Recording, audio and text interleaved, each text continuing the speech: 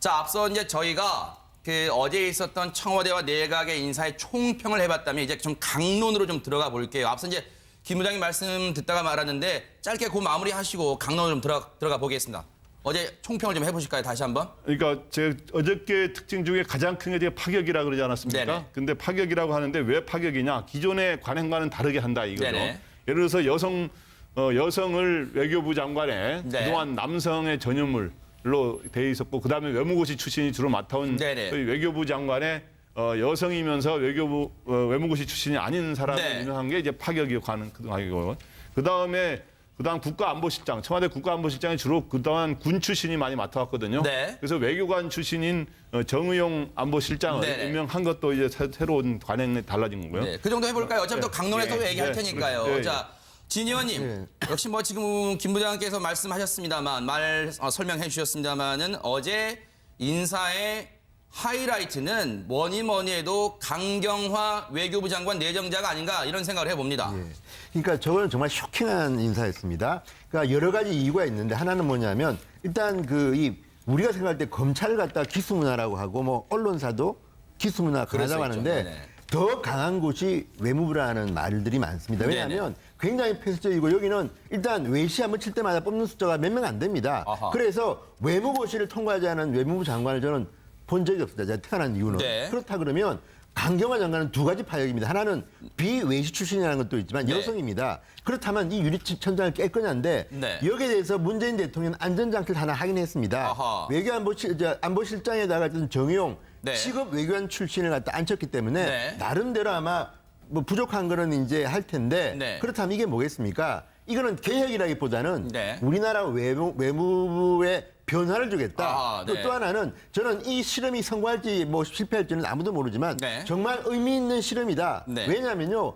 공무원 사회라는 것은 어쨌든 누가 장관이 오냐에 따라서 완전히 컬러가 바뀌는데 네. 정말 굉장히 오랫동안 유엔에 있던 분입니다. 또 네. 그렇다면 이런 분이 와서 외무 공무원들하고 어떻게 손발을 맞출까? 나. 지금 뉴욕에서 강경화 장관 후보자가 인터뷰한 걸 보니까 네. 그래도 저는 외무부 국장으로 근무할 때 선후배들이 많았다. 네. 이분들 믿고 하겠다고 했는데 그러면 이분이 그동안의 평가를 보면 굉장히 친화적인 분이고 또 하나는 소통의 달인이라고 합니다. 유엔에서. 네. 그런데 4강 외교를 해본 적이 없습니다. 아하. 그러면 이 부분은 또 누가 채워줄 건지. 그래서 저는 네. 지금 문재인 대통령의 실험이 저는 굉장히 의미 있는 것이고 또 하나는 외교를 통해서 안보도 해결하겠다는 게 문재인 대통령의 이 생각 아닙니까? 그렇다 그러면 네. 강경화, 정의용 콤비가 어떻게 할지 네. 한번 기대해 볼 만한데 다만 이제 재밌는 것은 청와대의 인사수석도 여성입니다. 조현옥 수석이 발표를 할 때 네. 문제가 좀 있는 분이라는 걸 미리 고백을 해버렸습니다. 네. 예. 이거는 청와대가 일단 장관 내정자를 발표할 때 처음인데 네. 이분은 어쨌든 미국에서 유학할 때 따님을 낳았는데 네. 이분은 미국 국적자다. 네, 그리고 그 얘기는 저희가 잠시 뒤에 해볼게요. 네네. 그러니까 그런 걸 한 걸 보면 네네. 이런 그 문제점을 알고도 임명할 만큼 문재인 네. 대통령은 강경화 후보자를 신뢰한다. 그래서 네. 저는 이 실험이 정말 성공했으면 좋겠다는 생각을 해봅니다. 강경화 내정자에 대해 좀 설명을 드릴까요? 이례적입니다. 직업 외교관 출신이 아니고요. 비외무부 출신인데 첫 직업이 KBS 영어방송 PD 겸 아나운서였습니다. 외교부에 합류한 건 43살 때 1998년 그때가 DJ 정부 때죠. 김대중 전 대통령의 통역을 맡기도 했습니다. 외교부의 외무고시가 아닌 국제 전문가 특채로 들어갔고 앞서도 설명 잠깐 나왔습니다마는 반기문 전 총장의 특보 역할도 했습니다. 그래서 반기문 사람으로 꼽히고 있는데 재밌는 게요. 지금 은발의 저 머리가 누리꾼들의 관심인데 어떤 얘기를 했냐? 본래의 모습을 뭔가로 가리고 싶지 않다. 염색하지 않는 이유에 대해서 이렇게 얘기했답니다. 내가 일하는 곳에선 머리 색깔에 대해서 아무도 개의치 않는다. 이런 얘기도 했답니다. 뭐 외국어를 굉장히 잘하는데 통역을 했으니까 뭐 이건 당연한 얘기겠죠. 원어민 수준이라는데 1997년 외환위기 당시 김대중 대통령 당선인과 빌 클린턴 미국 대통령 당시 통화 때 통역을 맡기도 했고 98년 당시 김대중 대통령은 이런 말도 했답니다. 내 말이 글을 통해 통역이 되면 더 아름답게 느껴진다. 이런 얘기도 했는데 앞서도 진 의원님이 잠시 설명했지만 어제 청와대에서는요. 강경화 내정자를 발표하면서 이례적으로 이러이러한 문제가 있다고 인사청문회를 앞두고 사전에 고백을 했습니다. 영상을 보시고 이어가 보도록 하겠습니다. 강 후보자의 장녀는 1984년 후보자가 미국 유학 중 출생한 선천적 이중 국적자였습니다. 한국 국적을 이탈하고 미국 국적을 선택했습니다. 본인은 다시 한국 국적을 취득하겠다라고 저희하고 약속을 한 바 있습니다. 미국에서 1년간 고등학교를 다니다 한국으로 전학을 오는 과정에서 위장 전입 사실이 확인됐습니다. 이러한 문제에도 불구하고 저희가 강경화 후보자를 지명한 이유는 후보자의 외교 역량을 높이 평가했고 또 현재의 상황에서 가장 적임자라고 판단했기 때문입니다.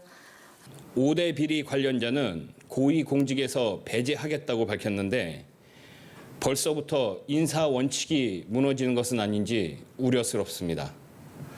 위장 전입 사실만으로도 고위공직 배제 대상입니다. 김 의원님, 외교부 장관 내정자는 인사청문회 대상입니다. 자, 그런데도 청와대가 이른바 자기 고백을 했습니다. 자기 고백을 했는데 그럼에도 정면 돌파를 하겠다 이런 의지인가요? 예, 뭐 말씀하셨던 것처럼 위장 전입이라고 하는 것 그리고 딸의 국적 문제가 이중국적 문제네. 이중국적 문제가 있었습니다만 우리가 이중국적이나 위장 전입이나 이런 것들을 문제 삼을 때는 가장 네. 기본적으로는 뭐 병역 면탈과 관련한 문제일 때 그런 거지 않습니까? 근데 이분 같은 경우는 따님의 문제이기도 하고 또 네. 오랜 외국 생활하면서 실제로 원정 출산이 아니라 그 외국 생활하면서 이제 출생을 하게 된 경우인 거고요. 네. 또 위장 전입 같은 경우에 있어서는 네. 통상적으로 이제 부동산 투기라거나 네. 아니면 좋은 학군을 찾아서 가기 위해서 일부러 이제 하는 경우들은 우리가 말하는 위장 전입이라고 하는 것들이 높게 평가되는 나쁘게 평가되는데 네. 지금 같은 경우는 원래 있던 학교로 돌아가기 위한 거지 않습니까? 근데 물론 문재인 대통령 후보 시절부터 5대 사항이 있으면 네. 전혀 하지 않겠다라고 하는 약속을 하긴 하셨습니다만 네.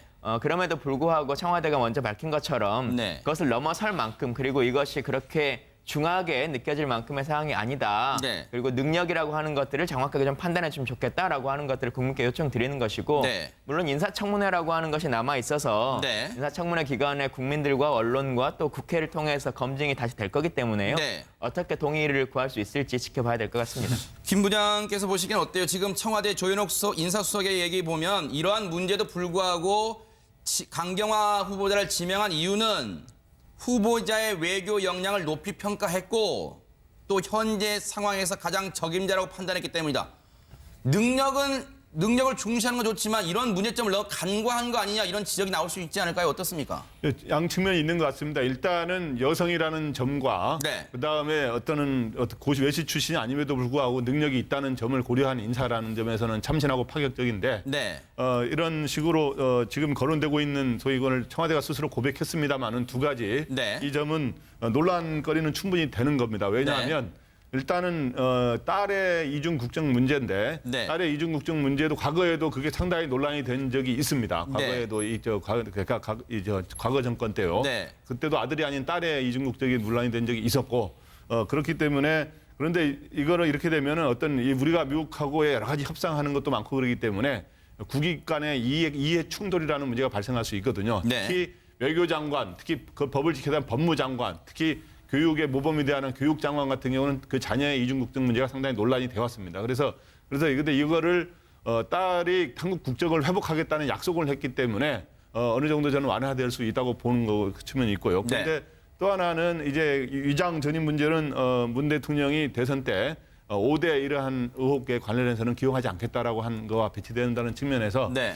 위장 전입은 뭐 저는 이중국적보다는 비중이 약하다고 생각됩니다만은 네. 그래서 이 문제를 이제 또 하나는 지금 현재 능력은 굉장히 있습니다만은 우리나라 외교 중에 사강 외교와 북핵 외교가 중요한데 그 분야의 경험이 좀 적다는 게 좀 아쉬운 점으로 거론하는 게 있는데 근데 오히려 잘할 수도 있고 못할 수도 있는데요. 그래서 이런 거를 이번에 청문회 과정에서 네. 추가로 이런 것들이 충분히 이해될 수 있느냐, 네. 좀 추가로 다른 의혹이 나오느냐 이런 네. 거에 의해서 국회에서 잘 판단을 했으면 하는 그런 생각입니다. 이 변호사님, 결국 능력이냐 도덕성 문제냐 지금 이 얘기인데 이 시청자분들 중에서는 그런 생각하시는 분도 계실 거예요. 거봐, 잘 나가는 사람들은 위장 전입 그리고 자녀 이중국적 문제 또 있었어. 이런 푸념 한숨을 쉬실 분도 있어요. 근데 이 문제를 너무 간과한 거 아니야? 능력이란 배경에 가려서 네. 너무 간과하는 거 아니야? 지적 나올 수 있을 것 같아요. 뭐 충분히 그런 지적은 가능하다고 봅니다. 네. 예를 들어서 이중 국적의 문제로 인해 가지고 과거에 지명자가 낙마한 경우가 여러 차례 있었기 그렇죠. 때문에 그런 눈높이에서 봤을 때는 아마 뭐 그런 것을 문제 삼는 분들도 충분히 있을 거라고 생각을 합니다만은 네. 요번에 이제 지금 지명된 그 강 후보자 같은 경우에는 사실 네. 생활 터전 자체가 미국이었었습니다. 유엔을 중심으로 한 뉴욕에서 오랫동안 살면서 네. 거기서 아까 말씀하신 것처럼 원정 출산을 하기 위해서 난 것도 아니고 그다음에 또 위장 전입도 고등학교 때 전학을 오는 과정 중에 잠깐 그 이제 위장 전입을 했던 그런 경력이 있기 때문에 네. 그런 부분이 완전 흠이 아니다라고 말씀드리는 건 아니고 분명한 흠결이긴 합니다만은 지금 이분이 과연 이제 청문회를 통과할 건지 말 건지를 봄에 있어서 이런 부분도 좀 고려돼야 될 거라고 생각합니다. 지금 대한민국이 놓여 있는 외교 안보 상황이 정말로 중체대합니다. 네. 예를 들어서 지금 유엔을 중심으로 한 다각적인 대북 압박이 가해지는 상황에서 네. 이와 같이 좋은 카드를 어느 정도의 흠결로 인해 가지고 못 쓴다라고 하면은 국익 차원에서도 별로 도움이 되지는 않는다고 저는 보고요. 네. 그렇기 때문에 지금 물론 혼자서 외무장관 혼자서 외교를 하는 건 절대 아닙니다. 4강 외교 한꺼번에 이제 팀워크로 같이 해야겠지만 네. 유엔이라고 하는 중요한 외교 무대를 놓칠 수 없는 상황에서 이분의 지금 임명 아주 중요한 어떤 방점이 찍혀 있는 거라고 보기 때문에 네.